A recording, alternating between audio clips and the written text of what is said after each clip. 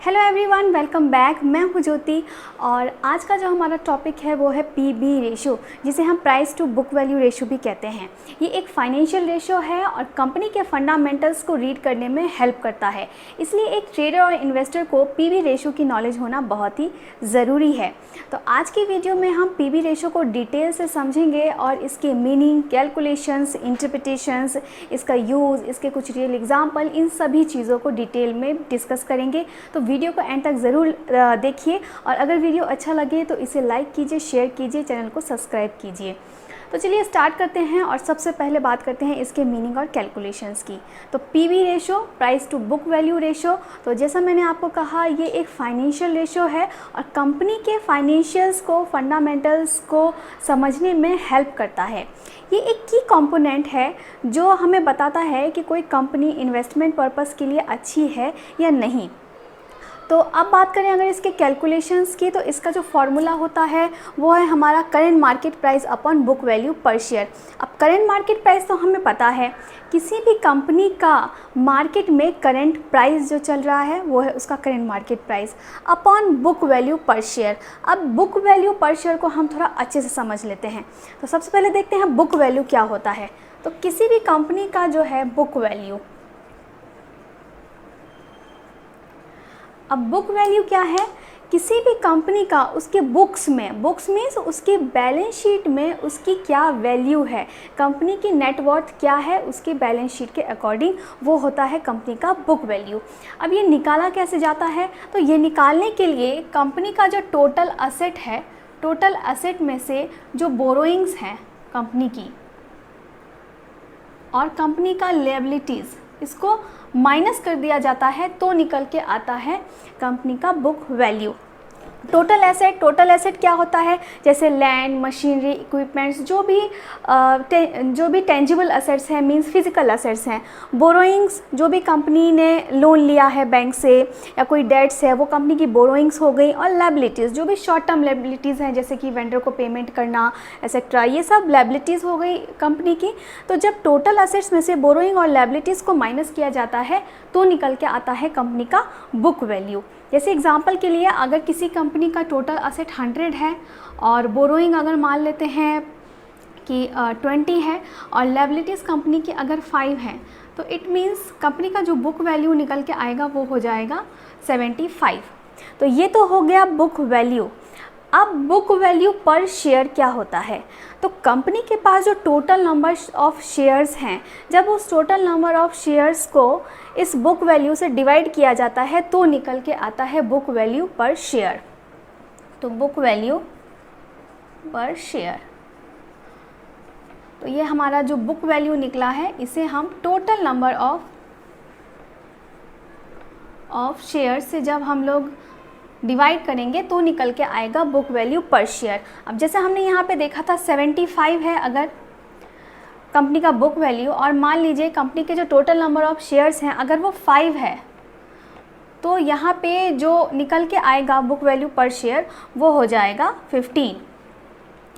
तो ये हमें पता चल गया बुक वैल्यू ऑफ पर शेयर क्या होता है।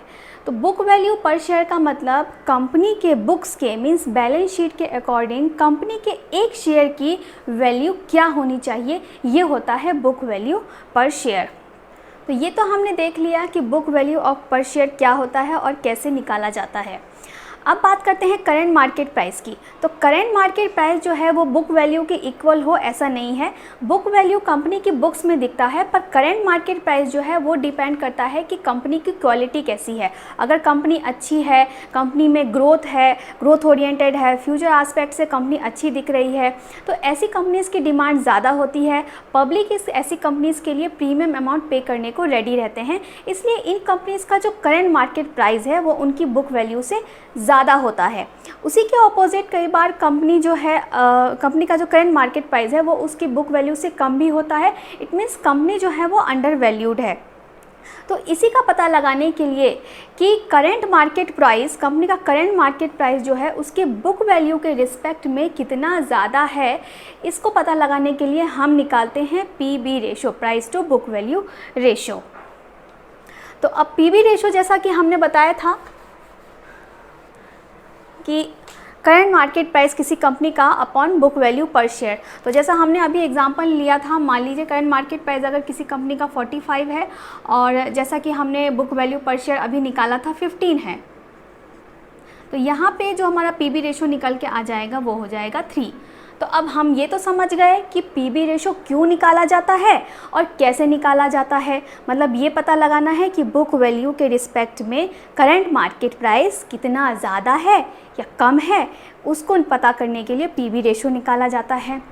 पर इसका इंटरप्रिटेशन क्या है कि कितना होना चाहिए, क्या सही है।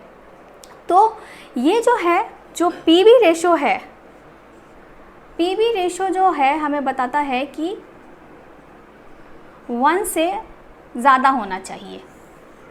अगर किसी कंपनी का पीबी रेशो 1 से ज़्यादा है, इट मीन्स कंपनी अच्छी है, कंपनी जो है वो ग्रोथ ओरिएंटेड है, कंपनी का फ्यूचर अच्छा दिख रहा है, पब्लिक का सेंटीमेंट ऐसी कंपनी के लिए अच्छा है और पब्लिक ऐसी कंपनी से पैसा लगाना चाहती है और इसके लिए प्रीमियम अमाउंट पे करना चाहती है।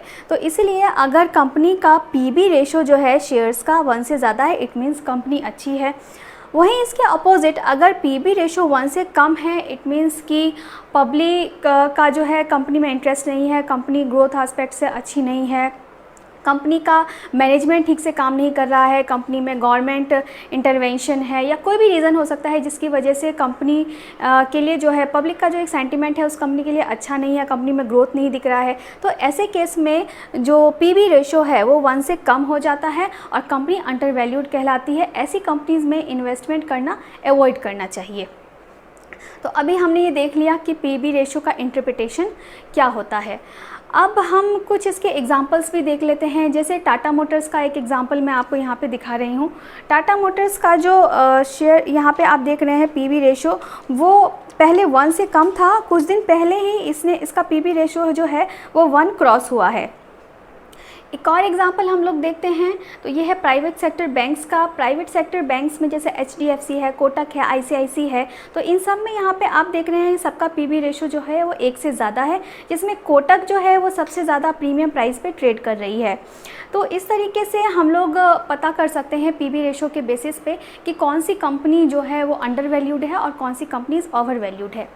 लेकिन सिर्फ पीबी रेशो के बेसिस पे ही हम लोग फाइनल डिसीजन नहीं ले सकते हैं, और भी बहुत सारे फाइनेंशियल रेशियोज़ हैं जिसको पता करना, चेक करना बहुत ज़रूरी है अगर आप इन्वेस्टमेंट के लिए अच्छी कंपनी सेलेक्ट करना चाह रहे हैं।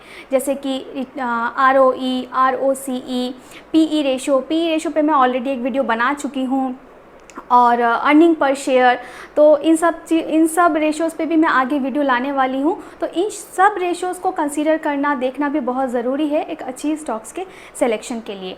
तो इस तरीके से इन रेशोज़ के बेसिस पे आप ये तो पता कर सकते हैं कि कंपनी किस क्वालिटी की है, कंपनी अच्छी है इन्वेस्टमेंट के लिए। लेकिन आपको कंपनी में कब एंटर करना है, कब शेयर्स को बाय करना है, कितने प्राइस पे बाय करना है, ये जानना भी बहुत ज़रूरी है। और ये जानने के लिए कंपनी के टेक्निकल्स का समझना बहुत ज़रूरी है। तो यहाँ पे मैं आपको बताना चाहूँगी कि अगर आप कंपनी के फंडामेंटल्स और टेक्निकल्स को डीपली समझना चाहते हैं तो आप हमारा कोर्स ज्वाइन कर सकते हैं, जिसके लिए आप हमारा वेबसाइट jagdishjha.com विज़िट कर सकते हैं। वहाँ पर आपको डिटेल्स मिल जाएंगी। अगर आप डीमैट अकाउंट खुलाना चाहते हैं तो उसकी लिंक्स भी हमारे वेबसाइट पर डिस्क्रिप्शन बॉक्स में दोनों जगह मेंशन है, आप इजीली ओपन करा सकते हैं। किसी भी तरीके के सपोर्ट और गाइडेंस के लिए आप हमसे जुड़ सकते हैं, हमें कॉल कर सकते हैं, मैसेज कर सकते हैं।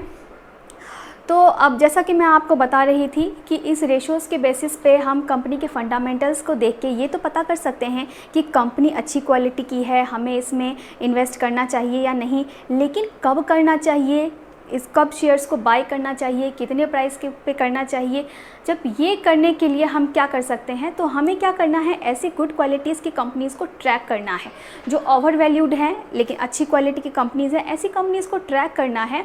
और जब ऑल ओवर मार्केट फॉल होता है, जब पूरा मार्केट फॉल होगा तो इन कंपनीज़ के शेयर प्राइसेस भी डाउन होंगे, तो हमें इनको ट्रैक करते रहना है। और जब मार्केट में स्टेबिलिटी आएगी और ये शेयर सब फिर से चलना शुरू करेंगे, फिर से ऊपर उठना शुरू करेंगे, तो वो एक राइट टाइम होगा इन शेयर्स को बाय करने का। तो इसलिए आपको ऐसी गुड क्वालिटी के स्टॉक को ट्रैक करते रहना है और एक सही टाइम आने पर, राइट टाइम में आपको उसमें एंट्री करना है। तो ये था सब कुछ पीबी रेशो के बारे में। होप करती हूँ कि आज का वीडियो आपको पसंद आया होगा, और अगर आपको अच्छा लगा है तो प्लीज़ इसको लाइक कीजिए, ज़्यादा से ज़्यादा शेयर कीजिए, और आगे आप कौन से वीडियोस देखना चाहते हैं मुझे कमेंट कीजिए। और अगर आपको ये वीडियो अच्छा लगा तो कमेंट करके भी ज़रूर बताइए कि आपको इससे क्या नॉलेज मिला। Thank you so much.